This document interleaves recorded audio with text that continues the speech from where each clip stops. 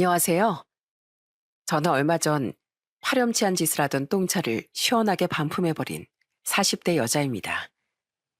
콩 심은 데 콩 나고 파 심은 데 팥 난다고 그 가족들 전부가 상종하기 싫은 인간들이었는데요. 이제는 더 이상 볼 일 없는 사람들이니 속 시원하게 한번 얘기해 보도록 하겠습니다. 전 어릴 때부터 일교차가 큰 지방에서 나고 자랐습니다. 여름엔 덥고 겨울엔 추웠지만 저는 제가 사는 지역이 너무 좋았어요. 큰 일교차 때문에 과일이 맛있게 익어서 포도나 자두 같은 것들이 유명했는데 그 때문인지 항상 풍족한 기분이 들었거든요. 특히 한여름에 매미가 맴맴 우는 소리를 들으면 오늘도 과일이 맛있게 익어가고 있구나 하는 생각이 들기도 했어요. 하지만 자기 주장이 강한 저희 지역의 날씨와는 달리 제 자신은 소심하고 내성적인 성격이었죠. 그러다 보니 학교에서 친구들이 괴롭혀도 저는 적절한 대응을 하지 못했어요. 특히 그때 당시 저를 유난히 괴롭히는 재영이라는 친구가 있었어요. 재영인 제 뒷자리에 앉아 툭 하면 제 머리를 잡아당기곤 했습니다. 얘들아, 얘 좀 봐봐. 내가 머리를 잡아당기는데도 아무 말도 못한다. 얼마나 더 세게 잡아당기면 화낼지 한번 시험해 볼까? 그런 상황에서 머리를 잡아당기지 말라고 화라도 한번 낼 수 있었을 텐데 그때 당시에 저는 저의 의사 표현을 제대로 하지 못하는 소심한 아이였기 때문에 아파도 그냥 참고 가만히 있었습니다. 그랬더니 그 재영이란 친구의 괴롭힘이 점점 심해지더라고요. 하루는 재영이가 제 실내화 가방을 마음대로 뺏어가서 복도에서 발로 차고 다니는 거예요. 야, 우리 김정희 실내화 주머니로 공놀이 하자. 어차피 쟤는 바보라서 싫다는 얘기도 못해. 저는 복도에 나가서 그 실내화 가방을 다시 뺏어오려고 했지만 소심한 제 성격 탓에 적극적으로 나설 수가 없었어요. 그래서 혼자 쩔쩔 매다가 한참 뒤에서야 실내화 가방을 돌려받을 수 있었습니다. 그런데 제가 학교에서 그렇게 맨날 당하고 사는 걸 저희 담임 선생님이 보시고선 저희 엄마한테 말씀을 하셨나 봐요. 하루는 학교 끝나고 집에 갔는데 저희 엄마가 저를 앉혀두고 화를 내시는 거예요. 정희 너 학교에서 애들이 괴롭힌다며? 오늘 너희 담임 선생님이 우리 집에 전화해서 다 말씀해 주시더라. 애들이 괴롭히면 너도 똑같이 화내고 맞서 싸워야지. 왜 아무 말도 안 하고 그걸 다 참고 있어? 그게 아니라 하지 말라고 말하고 싶은데 말이 잘 안 나온단 말이에요. 그래도 할 말은 하고 살려고 노력을 해야지. 그렇게 맨날 참으면서 살면 사람들이 널 만만하게 보고 더 무시하게 되는 거야. 그리고 너 그 재영이라는 애한테 사과도 한 번 못 받았지? 아, 아무래도 안 되겠다. 지금 당장 엄마랑 손잡고 그 애네 집에 가자. 그날 저는 엄마 손을 붙잡고 재영이네 집에 찾아갔습니다. 저희 엄마는 재영이 엄마한테 그동안 제가 당한 걸 다 얘기하고 사과를 요구하시더군요. 이보세요. 도대체 자식한테 어떻게 가르치시길래 같은 반 친구를 아무렇지 않게 괴롭힐 수가 있어요?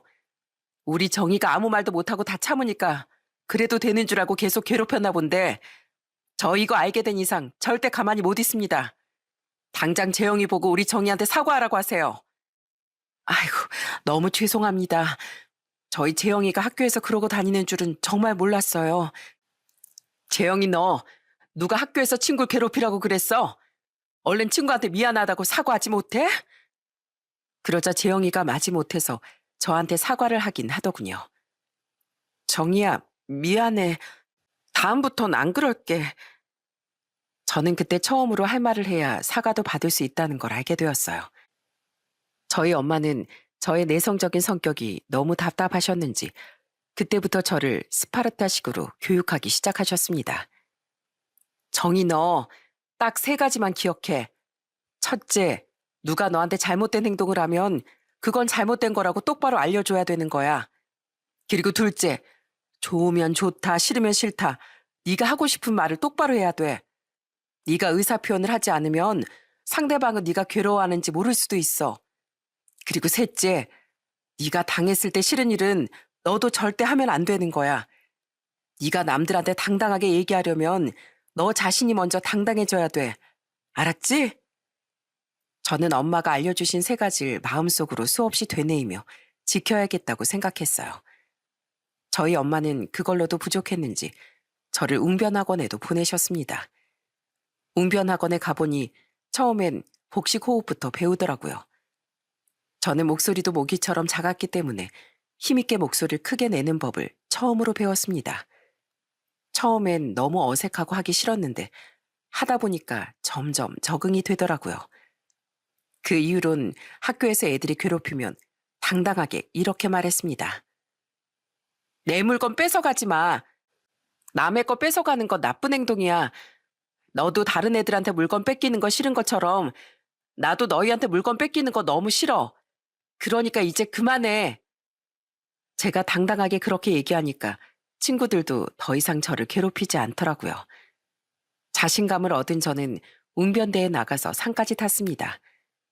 그때 발표했던 내용이 잘 기억은 안 나지만 마지막에 이 연사 소리 높여 외칩니다. 라고 했던 것만큼은 기억이 나네요. 저희 엄마는 사람들한테 휘둘리지 말고 제가 리더가 될 줄도 알아야 된다고 하셨어요. 그래서 중학교 땐 전교회장 선거에 나가서 당선이 되기도 했답니다.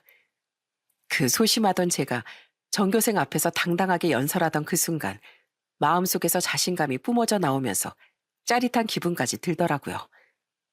그렇게 저는 엄마 덕에 소심한 성격을 고치고 할 말은 할 줄 아는 사람이 되었습니다. 그런데 제가 대학교에 들어가고 나서 한 번은 엄마가 저한테 이런 말씀을 하시는 거예요. 정희야, 우리 지역에서 매년 미인대회 하는 거 알지? 너 거기 한번 나가볼래? 너 정도면 충분히 뽑힐 수 있을 것 같은데. 다들 아시겠지만 지역마다 특산물을 홍보하는 미인대회가 있잖아요. 저희 지역에도 그런 미인대회가 있었는데 갑자기 엄마가 거기에 나가라고 하시니까 좀 당황스럽더라고요. 솔직히 말하면 자신감이 좀 없었어요. 엄마, 나보다 더 예쁘고 잘 빠진 사람들이 얼마나 많은데 내가 거기 나가봤자 망신만 당하지 않겠어요? 너 도전해보지도 않고 포기하지 말라고 그랬지? 엄마가 나이를 먹어보니까 젊고 예뻤을 때 사진을 많이 안 남겨놓은 게 후회가 되더라고. 지금 네 나이가 딱 파릇파릇하고 예쁠 때인데 이런 추억 한번 만들어보는 것도 괜찮지 않니? 저는 그 말에 남들은 경험해보지 못한 특별한 추억을 만들고 싶다는 생각이 들어 미인대회에 도전하게 되었습니다. 그 미인대회 나간다고 한 달 동안 다이어트 하느라 얼마나 힘들었는지 몰라요. 게다가 다이어트만 해야 되는 게 아니라 장기자랑 준비도 해야 되고 우리 지역에 대한 공부도 많이 해야 되더라고요. 그리고 대망의 대회 당일 준비한 걸 모두 보여주고 등수 발표를 앞두고 있었을 때였습니다. 긴장되는 마음으로 서 있었는데 사회자가 마이크에 대고 이렇게 외치더라고요. 자, 3등 발표하겠습니다. 3등 김정희! 제 이름이 불리던 그 순간 저는 너무 기뻐서 소리를 깍 지르고 말았습니다. 저를 지켜보고 있던 저희 엄마 아빠는 신나서 관광버스 춤까지 추시더라고요. 이야, 역시 우리 딸 최고다. 우리 딸 김정희 최고. 그날 가족들이랑 잔치를 벌이면서 얼마나 재밌게 웃고 떠들었는지 모릅니다. 제 남동생도 저를 보고 이렇게 말하더라고요. 누나, 난 누나가 뽑힐 줄 알았어. 역시 우리 누나 대단해. 그렇게 저는 파릇파릇한 20대에 특별한 추억을 하나 가지게 되었답니다. 그 이후 대학을 졸업한 저는 평범한 직장에 취업을 했어요. 사회초년생 때 남자친구를 한 명 사귀었는데 알고 보니 정말 검은만 든 스타일이었습니다. 월급도 적으면서 비싼 차를 타고 다니고 월급의 반을 차 할부금 갚는 데 쓴다고 하더라고요. 맨날 저한테 명품 자랑을 하면서 정작 밥값은 없어서 저한테 얻어먹는 인간이었죠. 게다가 한 번은 자기 생일을 앞두고 저한테 이러는 겁니다. 정희야, 나 이번 생일 때 갖고 싶은 선물이 있는데 그걸로 사주면 안 될까? 내가 진짜 갖고 싶은 명품 지갑이 있거든. 그런데 저는 그 지갑의 가격을 듣고 깜짝 놀라고 말았습니다. 세상에 지갑 하나에 120만 원이 넘더라고요. 저는 기겁을 하며 남자친구에게 이렇게 말했습니다. 아니, 나도 지금 취업한 지 얼마 안 됐는데 그럼 비싼 지갑을 어떻게 사줘? 나 그거 못 사줘. 그렇게 갖고 싶으면 오빠가 돈 모아서 사. 야, 여자친구 좋다는 게 뭐냐? 내가 그래도 남잔데 지갑은 좋은 걸 갖고 다녀야지. 지금 내 지갑을 한번 봐봐. 싸구려 지갑이라 쪽팔려 죽겠단 말이야. 정 부담스러우면 내가 1년 동안 너한테 선물 안 받을 테니까 1년치 선물 한 번에 사준다고 생각하고 사주면 되잖아. 그래도 내가 널 만나주는데 이 정도는 사줘야 되는 거 아니야? 그게 무슨 소리야? 오빠 나한테 선물 받고 싶어서 나랑 만나? 그리고 선물은 주는 사람 마음이지. 받는 사람이 그렇게 정해서 강요하는 게 어딨어? 아무튼 나 못 사주니까 더 이상 얘기하지 마. 게다가 그 인간은 저를 옆에 데리고 다니는 자랑거리로만 생각을 하는 건지 제가 조금이라도 덜 꾸미고 다니면 잔소리를 심하게 했습니다. 뭐야, 너 이제 내가 편해졌다고 막 나가는 거야? 나 운동화 신고 다니는 여자랑은 쪽팔려서 데이트 못해. 그러니까 다시 집에 가서 갈아 신고 오던지 아니면 요 앞에 구두가게 가서 하나 사던지 해. 얼른. 뭐라고? 아니, 내가 발 아프다고 며칠 전부터 얘기했잖아. 오빠 때문에 맨날 힐 신고 다니다가 발 뒤꿈치에 물집이 잡혀서 아파 죽겠는데 왜 또 그걸 갈아 신고 오라고 난리야. 내가 무슨 오빠 기 살려주는 장식품이야? 나 이런 취급 당하면서 오빠랑 못 만나. 그러니까 그렇게 원하는 돈 많고 예쁜 여자 찾아서 사귀던지 알아서 해. 그리고 앞으로 나한테 절대 아는 척도 하지 마. 알겠어? 저는 도저히 참을 수가 없어서 결국엔 그 사람과 헤어졌습니다. 그 이후에 직장 생활을 하다가 만난 두 번째 남자친구도 비슷한 인간이라 오래 만나지 않고 금방 끝냈어요. 그 이후엔 그냥 직장 생활만 열심히 하다가 30대 초중반에 부족한 영어를 배우기 위해 학원에 등록을 했습니다. 그리고 거기에서 영어 강사로 일하던 남편을 만나게 되었어요. 처음엔 그냥 여기 영어 강사는 엄청 친절하구나 하고 생각했습니다. 한 번은 수업이 끝나고 집에 갈 준비를 하는데 남편이 와서 저한테 이러더라고요. 정희 씨, 학원 생활은 좀 어떠세요? 많이 적응하셨어요? 아, 네. 강사님께서 친절하게 잘 가르쳐 주셔서 머리에도 쏙쏙 들어오고 금방 적응이 되는 것 같아요. 그럼 다행이네요. 그런데 영어는 왜 배우려고 하시는 거예요? 아, 그게 회사 생활을 하다 보니까 영어로 이메일을 주고받거나 영어로 된 서류를 읽을 일이 많아서요. 기본적인 영어는 할 줄 아는데 그래도 일을 하면 할수록 부족하다는 생각이 들어서 이렇게 시간 내서 배워야겠더라고요. 그리고 영어는 어딜 가든 많이 쓰니까 배워놓으면 살면서 좋은 점이 많잖아요. 영어를 배워놓으면 좋긴 하죠. 그런데 직장 다니면서 퇴근하고 학원까지 오려면 진짜 피곤하시겠어요. 이거 피로회복제인데 한 병 시원하게 드세요. 한 번은 제가 야근을 하느라 학원에 한 번 못 간 적이 있었어요. 그런데 다음날 학원에 갔더니 남편이 저한테 이러는 거예요. 정희 씨, 어제 왜 안 오셨어요? 무슨 일 있으셨어요? 아, 어제 야근하느라고 시간이 안 돼서요. 아휴, 회사 다니면서 학원까지 다니기 만만치가 않네요. 아무래도 그렇긴 하죠. 그래도 한 번 안 나오면 쭉 안 나오시는 분들도 많은데 이렇게 바로 다시 나오시니까 너무 좋네요. 아참, 이따가 수업 끝나고 잠깐 시간 되세요? 제가 어제 했던 수업 내용으로 보강 좀 해드리려고요. 어머, 정말 보강까지 해주시는 거예요? 아, 너무 감사해라. 강사님, 혹시 커피 뭐 좋아하세요? 보강해 주시는 것도 감사한데 제가 이 앞에서 한 잔 사다 드릴게요. 저를 유난히 챙겨주는 남편과 그렇게 인연이 되어 만남을 시작하게 되었습니다. 남편은 정말 다정하고 배려심이 깊은 사람이었어요. 그래서 저는 남편과 만난 지 1년 만에 결혼을 약속하게 되었습니다. 남편한테 들어보니 예비 시댁은 형편이 좀 안 좋은 편이라고 하더라고요. 예비 시모는 삼겹살 집을 운영하고 있었고 예비 시부는 집에서 쉬고 있다고 들었어요. 처음 예비 시댁에 인사를 드리러 갔는데 반갑게 맞아주셔서 참 좋았습니다. 그런데 예비 시누이가 조금 철이 없는 것 같았어요. 같이 밥을 먹고 있는데 예비 시누이가 저한테 갑자기 이러는 거예요. 그런데 언니, 미인대회 출신이라면서요? 그럼 남자 많이 꼬셔봤겠네. 원래 외모에 관심 많은 여자들은 주변의 남자가 끊이질 않잖아요. 그런데 미인대회 출신치곤 별로 안 예쁜데요? 난 또 오빠가 미스코리아 수준의 여자를 데려오는 줄 알고 엄청 기대했는데 좀 실망이네요. 초면에 버릇없이 얘기하는 예비 시누이를 보고 정말 황당했습니다. 그런데 그걸 들은 남편도 화가 났는지 예비 시누이한테 한마디 하더라고요. 너 지금 새언니 될 사람한테 그게 무슨 소리야? 너 내가 예의 없게 굴지 말라고 했지? 치, 내가 뭘 어쨌다고 그래. 아직 오빠랑 결혼도 안 했잖아. 아직은 남인데 내가 하고 싶은 말도 못해? 아무리 그래도 그렇지. 초면에 누가 그런 막말을 해? 너 앞으로 입 조심해. 너 더 이상 어린애 아니니까 철없이 굴지 말고 성숙하게 행동하라고. 알겠어?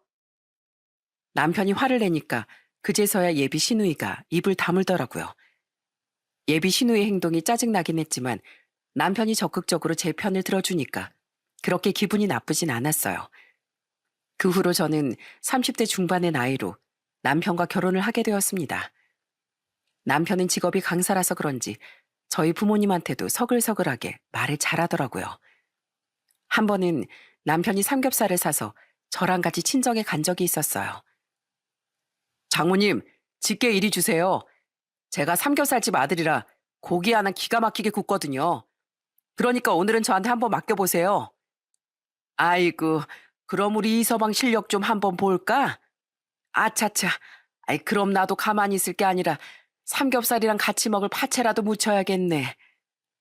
그러자 이번엔 제 남동생까지 신나서 나서더군요. 그럼 저는 나가서 술 사올게요. 삼겹살에 소주가 빠지면 섭하잖아요. 그럼 우리 아빠는 설거지 담당인가? 아이고, 그럼 내가 설거지 담당해야지. 온 가족이 나서서 하나씩 맡는다는데 내가 가만히 있으면 쓰나? 저희 가족은 원래도 화목했지만 가족이 한 명 더 생기니까 분위기도 왁자지껄하고 훨씬 즐거워지더군요. 저희 부모님도 싹싹하고 밝은 저희 남편을 참 좋아하셨습니다. 하지만 문제는 시댁 식구들이었어요. 특히 결혼 초반엔 시부 때문에 정말 미치는 줄 알았습니다. 시댁이 저희 집이랑 차로 30분 정도 거리였는데 시부가 툭하면 저희 집에 찾아오는 거예요. 한 번은 밤 늦은 시간에 말도 없이 오셔선 저랑 남편한테 이러시더라고요. 나 오늘 너희랑 술 한잔하러 왔다. 세아가 얼른 술상 좀 차려봐라. 물론 술상이야 차릴 수 있죠. 하지만 제가 황당했던 건 시부가 찾아온 시간이 밤 12시가 넘은 시간이었다는 겁니다. 그래서 저는 최대한 정중하게 시부한테 이렇게 얘기했어요. 아버님, 저희 내일 출근도 해야 되는데 지금 시간에 술은 좀 아닌 것 같아요. 그리고 다음부터는 오시기 전에 미리 연락 좀 부탁드려요. 저희 지금 자려고 누워 있었는데 갑자기 오셔서 술상을 차리라고 하시니까 조금 당황스럽네요. 그래요, 아버지.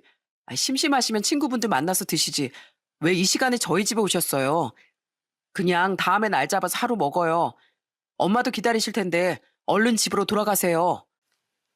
그렇게 그날은 시부를 돌려보냈습니다. 그런데 한 번은 또 시부가 저한테 전화해서 이러시는 거예요. 세아가 이번에 내 생일 선물로 두꺼운 금팔찌나 하나 사다오. 내 친구들 중에 금팔찌 안 차고 다니는 사람이 한 명도 없어. 나만 손목이 영 허전한 게 친구들 보기 민망하니까 네가 좀 두꺼운 걸로 사주면 좋겠구나. 저는 갑작스런 시부의 금팔찌 요구에 일단은 생각해 본다고 하고 남편에게 물어봤어요. 그러자 남편이 저한테 이러더라고요. 여보, 우리 아버지 손목 허전하다고 하시는 거 다 핑계야. 금팔찌 사드리면 분명히 그거 팔아서 술값으로 쓰실 거라고.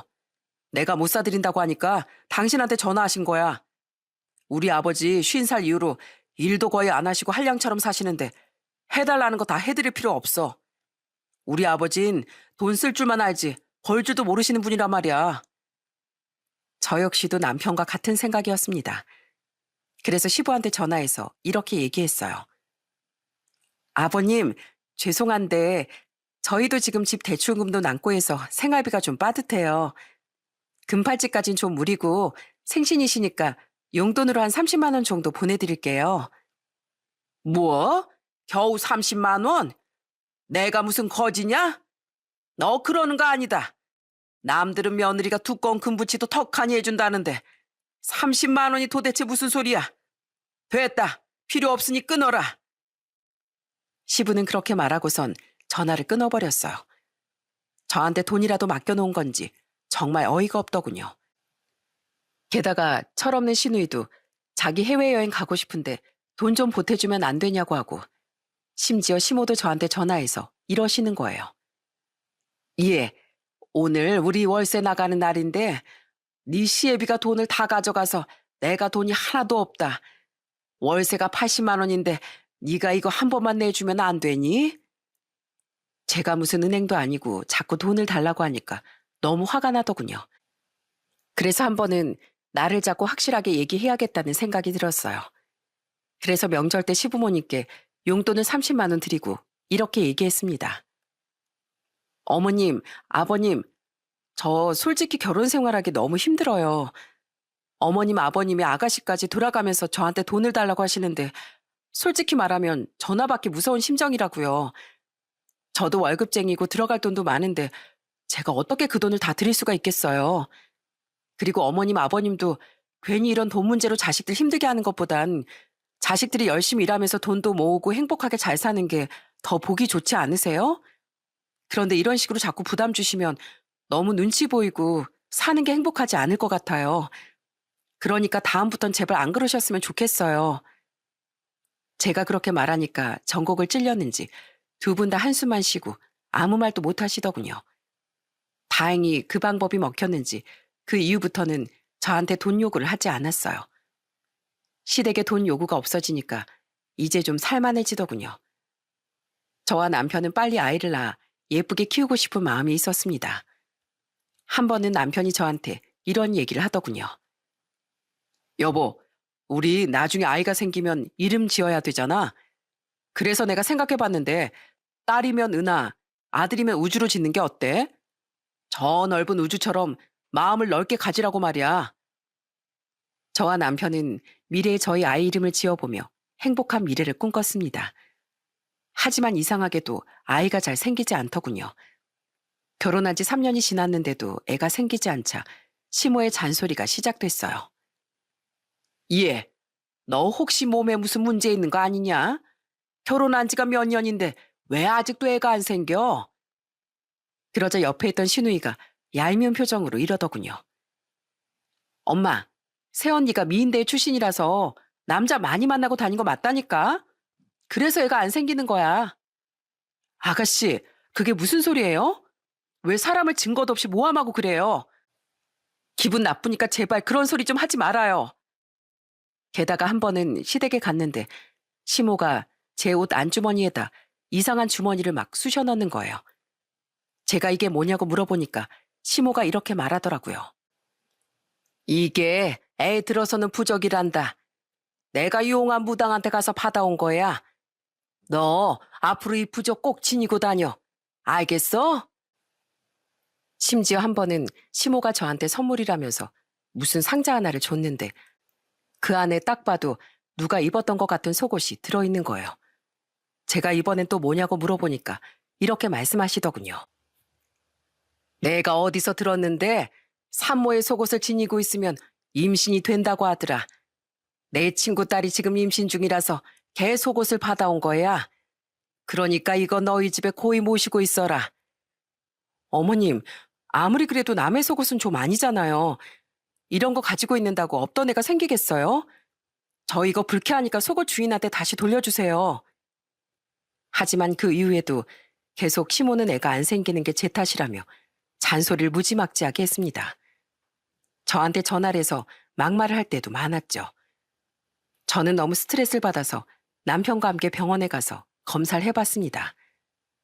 그런데 검사 결과 남편한테 문제가 있다고 나오더군요. 그런데 그 사실을 시모한테 얘기했더니 시모가 저한테 이러더군요. 뭐야? 내 아들한테 문제가 있다고? 그 병원 어디냐? 그 의사 선생 아주 실력이 형편없구만. 그런 놈은 의사 면허를 박탈해버려야 돼. 내 아들이 얼마나 건강한데 문제가 있긴 왜 있어? 믿기 싫으면 믿지 마세요. 어쨌든 제 탓 아니니까 그렇게 손주가 갖고 싶으시면 그이한테 말씀하시라고요. 아시겠어요? 하지만 시모는 병원 검사 결과도 믿지 않고 계속 제 문제라고만 생각하는 것 같았어요. 한 번은 애가 들어서는 한약이라면서 저한테 그걸 가져와선 매일매일 먹는 걸 인증사진까지 보내라고 하는 겁니다. 어머님, 이런 한약은 제가 아니라 이 사람이 먹어야 된다니까요. 저는 아무 문제도 없고 건강한데 왜 자꾸 저한테 그러세요? 저희 한약 필요 없으니까 도로 가져가세요. 그런데 처음엔 항상 제 편이던 남편이 어느 순간부턴 조금씩 이상해지기 시작하더군요. 제가 병원에서 검사를 한 이후에도 시모가 자꾸 스트레스를 주니까 남편한테 이렇게 얘기한 적이 있었어요. 여보, 나 진짜 어머님 때문에 미칠 것 같아. 당신이 좀 어머님한테 적극적으로 얘기해보면 안 돼? 아들인 당신이 얘기하면 들으실 수도 있잖아. 내가 왜? 솔직히 우리 엄마 입장에선 아들한테 문제가 있다는데 그걸 쉽게 납득하실 수가 있겠어? 당신도 우리 엄마 마음 좀 헤아려 봐라. 아휴.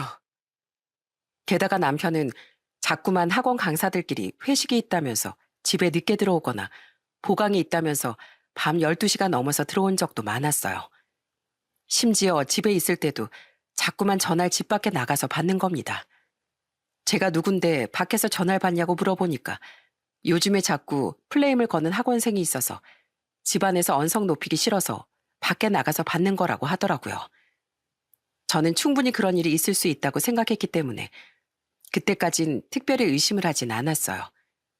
그런데 결혼 5년 차쯤 됐을 때였습니다.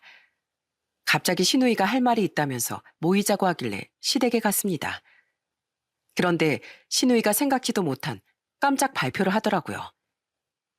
오빠, 새언니, 나 결혼해요. 내 뱃속에 남자친구 아이가 자라고 있거든요. 조만간 결혼 날짜 잡을 것 같으니까 다들 알고 계시라고요. 그러자 시누이의 혼전 임신 사실을 미리 알고 있던 시모가 저한테 이러더군요. 아휴, 내 딸은 결혼도 하기 전에 덜컥 애부터 생겼는데 넌 도대체 하는 게 뭐니? 결혼한 지 벌써 5년이나 됐는데 왜 아직도 애가 안 생기냐고. 어머님, 제가 손주 갖고 싶으시면 저 말고 이 사람한테 얘기하라고 말씀드렸죠? 저한텐 아무 문제가 없다니까요. 어머님 아들이 애 못 만드는 몸이라잖아요. 결국 그날도 기분이 나빠서 그냥 시누이한테 짧게 축하만 해주고 다시 집으로 돌아왔어요. 그런데 그 일이 있고 나서 2주 정도 지났을 때였습니다. 주말에 혼자 집에 있었는데 오랜만에 한 친구한테서 연락이 온 거예요. 정희야, 잘 지내? 너 요즘 모임도 잘 안 나오고 얼굴 보기가 통 힘드네. 아, 요즘에 회사 일이 좀 바빠서. 그런데 갑자기 무슨 일이야? 아니, 그게 이런 거 물어보면 좀 그렇긴 한데 너 혹시 남편이랑 이혼했니? 뭐? 아니, 내가 무슨 이혼을 해. 나 이혼 안 했는데? 아, 그래? 아니, 나 지금 여기 연극 보러 왔는데 네 남편이랑 진짜 닮은 사람이 어떤 여자랑 팔짱 끼고 연극 보러 왔더라고. 처음엔 긴가민가 했는데 아무리 봐도 네 남편이 맞는 것 같아서. 너 진짜로 남편이랑 이혼 안 한 거 맞아? 저는 제 남편을 봤다는 친구의 말에 반신반의했습니다. 최근 들어 남편이 이상한 행동을 하긴 했지만 다른 여자랑 바람을 피울 거라곤 생각을 못 했거든요. 그래도 일단 확인은 해보는 게 맞는 것 같아서 친구한테 극장 주소를 받아 연극이 끝나는 시간에 맞춰서 극장 앞에 가서 기다렸습니다. 그리고 잠시 후 연극이 끝날 시간이 되자 사람들이 하나둘 밖으로 나오기 시작하더군요. 그런데 세상에 그 사람들 무리 속에 정말로 제 남편이 있지 않겠어요? 친구의 말대로 한 여자와 팔짱을 끼고 말이죠. 저는 상간이와 같이 있는 남편의 모습을 영상으로 찍으면서 저승사자처럼 천천히 남편에게 다가갔습니다. 남편은 제 모습을 보자마자 까무러치게 놀라더군요. 뭐야? 당신이 왜 여기에 왔어? 왜 왔냐고? 그러는 당신은 여기 왜 왔는데? 당신 오늘 수업 준비할 게 많아서 학원에 출근한다며. 그런데 여기가 학원이야? 그리고 그 옆에 다정하게 팔짱 끼고 있는 그 여자는 또 뭔데? 너 여태까지 날 속이고 저 여자랑 바람 피우고 있었니? 여보, 이건 오해야, 오해. 이 사람은 그냥 우리 학원에서 같이 일하는 강사인데 연극표가 생겼다고 해서 같이 온 것뿐이야. 그냥 조금 친한 직장 동료일 뿐이라고. 참, 넌 직장 동료끼리 팔짱도 끼고 다니냐? 직장 동료가 아니라 오피스 와이프겠지. 아주 대단하네, 대단해. 학원 강사 일에 딴 여자랑 데이트까지 하느라고 아주 바쁜 몸이시겠어. 여보, 진짜 오해라니까. 왜 생사람을 잡고 그래? 나 진짜 아니야. 내가 미쳤다고 당신을 놔두고 바람을 피우겠어? 아, 그러셔? 그럼 네 옆에 있는 그 여자도 너랑 같은 생각인지 궁금하네. 저기요, 우리 남편이랑 무슨 사이예요? 설마 다정하게 팔짱까지 끼고 데이트까지 했는데 그냥 직장 동료라고 하진 않겠죠? 그러자 상간녀는 아무 말도 못하고 옷으로 얼굴을 가리더군요. 어느새 몰려온 사람들이 웅성웅성거리면서 카메라를 들이대고 있었거든요. 거봐, 아무 말도 못하잖아. 당당하면 고개 들고 아니라고 얘기하면 되지. 왜 얘기를 못해? 어쩐지 최근 들어 행동이 이상하다 했어. 당신 요즘에 밖에 나가서 전화 받던 것도 다 이 여자랑 통화한 거지? 아니야. 학원생이 클레임 걸어서 그런 거라고 얘기했잖아. 그래? 그럼 지금 이 자리에서 통화 내역 까보던가. 당신 통화 내역이랑 문자 내용 당장 나한테 보여줘. 내가 처음부터 끝까지 다 확인하고 아무 문제도 없으면 내가 오해했다고 사과할게. 그런데 만약에 내가 오해한 게 아니라면 당신은 나랑 지금 당장 이혼해야 될 거야. 알겠어? 아니, 뭘 또 휴대폰까지 확인한다고 그래. 당신 이러는 거 집착이야, 집착. 집착 좋아하시네. 애초에 의심스러운 행동을 해놓고 누구 보고 집착이래? 그렇게 떳떳하면 그냥 휴대폰 다 공개하라니까? 왜? 공개하면 너희들이 주고받은 더러운 메시지가 다 드러날까봐 겁이라도 나서 그래? 그럼 너희들 불륜 인정하는 거 맞네. 날 속이고 뒤에서 더러운 짓거리 하고 다닌 거 맞다고. 그래, 맞다. 그래서 뭐 어쩔 건데? 겨우 그런 거 가지고 이렇게 사람들 많은 데서 떠벌려야겠어? 당신 때문에 내가 지금 개망신 당하고 있는 거 안 보여? 개망신 당할 짓을 했으니까 당연히 당해야지. 그리고 뭐 어쩔 거냐고? 내가 아까 얘기했잖아. 불륜이 맞으면 너랑 나랑은 이혼이라니까? 앞으로 너랑 나랑은 끝이니까 그런 줄 알아. 알겠어? 저는 그렇게 말하고선 그 둘을 내버려두고 집에 와버렸어요. 남편이 저 몰래 바람을 피우고 있을 줄은 꿈에도 상상 못했는데 정말 기가 차더라고요.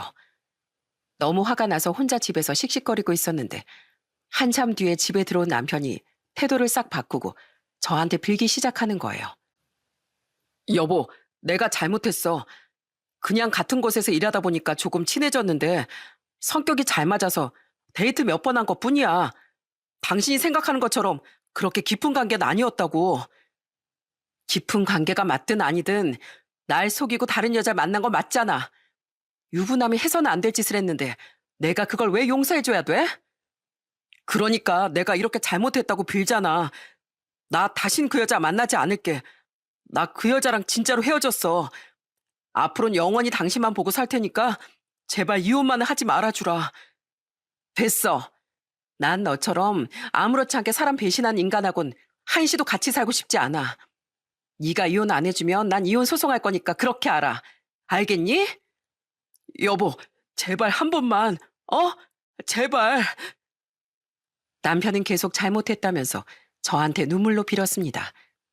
하지만 저는 남편을 용서할 수 없었어요.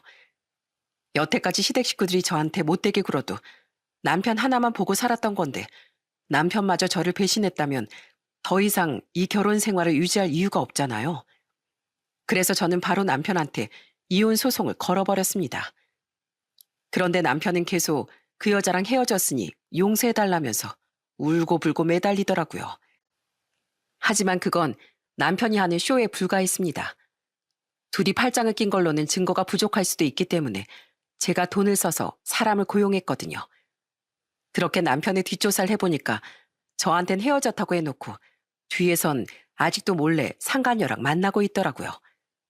게다가 깊은 관계는 아니라고 해놓고선 가지 말아야 할 곳도 여러 번 가더군요. 이성을 잃어버린 저는 그 모든 증거들을 들고 남편이 일하는 학원에 찾아갔습니다. 가보니 남편은 수업 중이었고 강사실에 들어가 보니 상간녀가 떡하니 앉아있더군요. 상간녀는 제 얼굴을 보자마자 얼굴이 새파랗게 질려서는 기겁을 했어요. 뭐예요? 여긴 왜 찾아왔어요?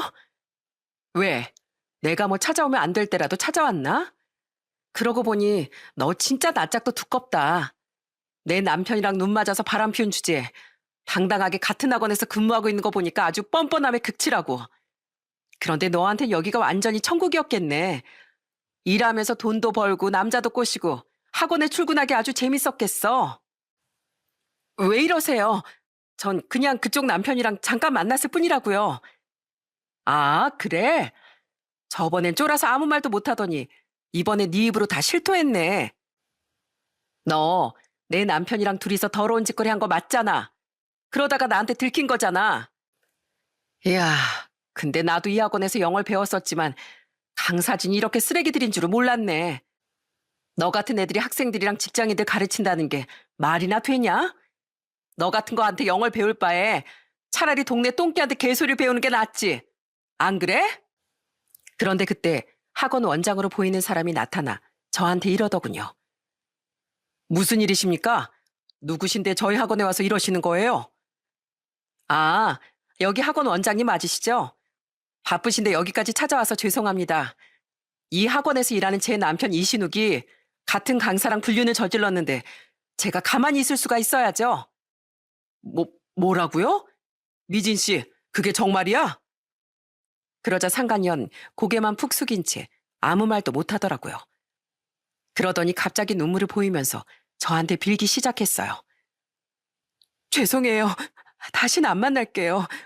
오늘부로 그쪽 남편이랑 헤어질게요. 뭐? 헤어져? 그 인간이 저번에도 나한테 헤어졌다고 해놓고 뒤에서 너랑 잘만 만나고 다녔던데. 설마 내가 그걸 모를 거라고 생각해서 이러는 거 아니지? 야, 여기 있는 이 사진 속에 있는 것들이 다 너희가 하고 다닌 더러운 짓거리들이야. 눈이 있으면 똑바로 뜨고 봐. 저는 상간녀의 앞에 제가 가져간 불륜 증거 사진들을 뿌려버렸어요. 그러자 상간녀는 엉엉 울면서 애원을 하기 시작하더군요. 잘못했어요. 진짜로 다신 안 그럴게요. 제가 잠깐 미쳤었나 봐요. 그래, 너 미쳤어. 그리고 너 지금 내가 그 인간이랑 이혼 소송 중인 거 알지? 너 딱 걸렸어. 너도 나한테 상간녀 소송 걸려서 위자료 낼 준비나 해. 알겠어?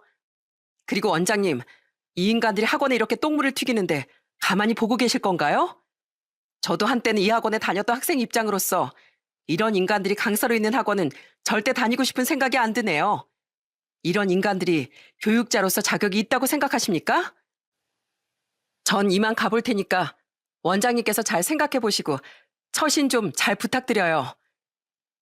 저는 그렇게 말하고선 강사실을 빠져나왔습니다. 복도를 지나오는데 강의실 안에 있던 남편이 창문으로 저를 쳐다보고 있더군요.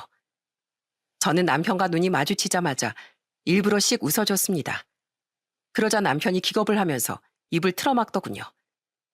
그런데 불난데 부채질까지 한다는 게 이런 말일까요? 며칠 후 남편과 이혼 소송 중인 줄도 모르는 시모가 저한테 전화해서 뜬금없이 이러는 거예요.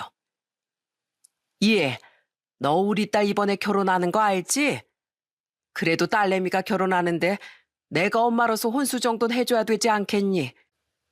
그런데 너도 알다시피 네 시애비가 일도 안 하고 집에 있는 돈을 다 갖다 썼잖니? 그래도 네 남편이 유일한 오빠고 가족인데 네가 우리 딸한테 결혼 자금으로 5천만 원만 해줘라. 너넨 어차피 애도 없으니까 돈 쓸 일도 없잖아. 세상에 시누이가 결혼한다고 며느리한테 5천만 원을 해달라는 시모가 어디 있나요? 그래서 저는 시모에게 이렇게 얘기했습니다. 네, 맞아요. 저 애 없어요. 어차피 애도 없으니까 이제 남편도 환불하려고요. 그나저나 그 얘긴 못 들으셨나 봐요. 저 그 인간이랑 이혼 소송 중이라는 얘기요. 그러니까 5천만 원이 필요하시면 그 인간한테 달라고 하세요. 아, 그런데 어차피 못 받으시겠다. 아마 재산 분할도 제가 더 유리하게 받을 것 같고 그 인간은 저한테 위자료까지 줘야 되는데 남은 돈으로 아가씨한테 5천만 원을 줄 수 있겠어요? 뭐야? 이혼 소송 중이라니. 아이, 그게 무슨 소리야?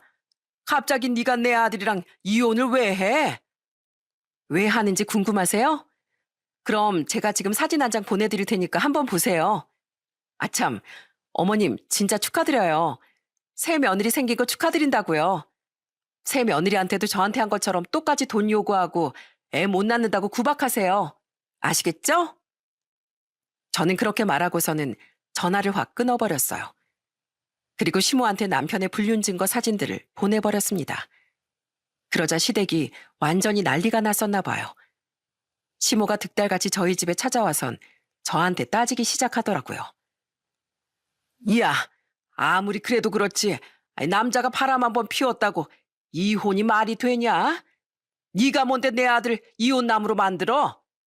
남자들은 원래 살면서 바람 한 번씩 다 피우는 거야. 그런데 너만 뭐가 잘났다고 이혼 타령이냐고. 어머님, 뭔가 착각하고 계신 것 같은데 제가 그 인간이 바람 피운 거 하나만 가지고 이러는 줄 아세요? 제가 이혼하는 이유에는 어머님이랑 아버님 그리고 아가씨까지 전부 다 상당한 지분을 차지하고 있다고요. 어머님네 가족 모두가 문제예요, 문제. 뭐야? 이게 진짜 시애미 앞에서 못하는 소리가 없어. 우리 가족같이 멀쩡한 집안이 어디 있다고 그딴 막말이야? 도대체 어디가 멀쩡한데요? 아버님은 사지 멀쩡하시면서 50살 넘어가시자마자 일 안 하고 쉬고 계시잖아요. 그 와중에 이거 사달라 저거 사달라 저한테 돈까지 요구하시고 아가씨랑 어머님도 마찬가지 아니었어요? 아가씨는 사람 어려운 줄도 모르고 매번 예의 없이 행동하고 개념은 아예 밥 말아먹은 인간이잖아요. 게다가 어머님은 아들이 문제가 있어서 임신이 안 된다는데 그래도 매번 제 탓만 하셨죠? 이런 집안에서 어떤 며느리가 끝까지 버티고 있을 수 있겠어요? 남편이 천사같이 착하고 나만 바라봐도 버티기 힘들 텐데 바람까지 피우는 인간이랑 뭘 믿고 같이 사냐고요. 이 집안엔 정신 똑바로 박힌 사람이 아무도 없어서 제가 더 이상 상종할 가치를 못 느끼겠네요. 뭐라고? 너 진짜 미쳤구나. 시부모가 며느리한테 돈 좀 요구할 수도 있는 거지. 그거 가지고 제정신 박힌 사람들이 아니라고? 그리고 내 아들이 문제가 있긴 뭐가 있어. 그런 돌팔이 같은 의사를 믿은 네가 잘못이지. 그럼 그 의사한테 가서 따져보세요. 아니면 그렇게 아끼는 아들 데리고 다른 병원 가서 다시 검사를 해보시던가요. 그런데 어머님 그거 아세요? 그 인간한테 문제가 있었던 게 저한텐 엄청난 행운이었다는 걸요. 만약에 그 인간이 정상이라서 우리 사이에 애라도 있었으면 제가 또 엄청 고생했을 거 아니에요. 그래서 말인데 어머님, 아들 저렇게 낳아주셔서 정말 고맙습니다. 어머님 정말 최고. 뭐야? 너 지금 나 비꼬는 거지? 그치? 잘 알아들으시네요. 그럼 이만 저희 집에서 나가주실래요? 아니면 제가 어머님 귀에 딱지가 않도록 더 얘기해드려요? 그러자 시모는 더 이상 싫은 소린 듣고 싶지 않았는지 허겁지겁 도망을 가더군요. 끝까지 본인들이 뭘 잘못했는지도 모르고 제 탓으로만 돌리려던 시모를 보니 차라리 이번 기회에 남편과 이혼 결심을 하게 되어 잘 됐다는 생각까지 들더군요. 남편과 상간녀는 제가 학원에 찾아가서 따진 지 며칠 지나지 않아 바로 학원에서 잘리고 말았습니다. 학원 원장이 학원생들한테 알려질까봐 빛의 속도로 잘라버린 것 같더라고요. 당연히 학원 이미지가 있는데 그렇게 하는 게 맞겠죠. 아마 저 같아도 그런 인간들은 강사로 쓸 수 없었을 거예요. 그런데 학원에서 잘린 남편이 지 딴엔 분했는지 저한테 전화해서 따지더라고요. 여보, 어떻게 이럴 수가 있어? 내가 다른 여자 잠깐 만났다고 어떻게 내 밥줄까지 끊을 수가 있냐고. 그러게 일을 하러 갔으면 일만 할 것이지. 거기서 지저분한 짓거리 한 건 바로 너잖아. 네가 자초한 일을 왜 나한테 따져? 아무리 그래도 그렇지. 원장님 앞에서 그렇게 얘기한 건 선 넘은 거 아니야? 선을 넘은 건 바로 너겠지. 네가 바람만 안 피웠어도 내가 그 학원에 찾아갈 일도 없었어. 그리고 그 학원 원장이 교육자이자 사업가인데 그 정도 현명한 판단도 못 내리겠어?